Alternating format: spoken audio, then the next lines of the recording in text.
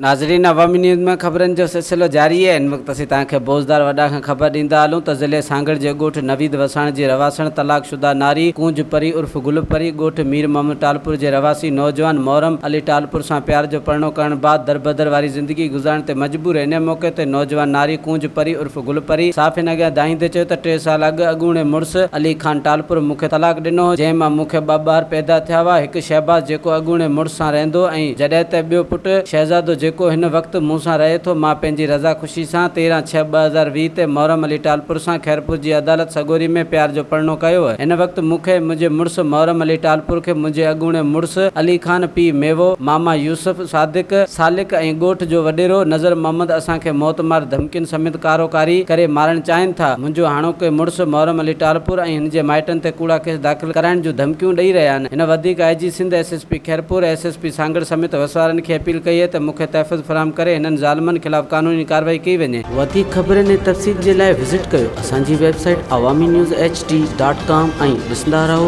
Awami news HD।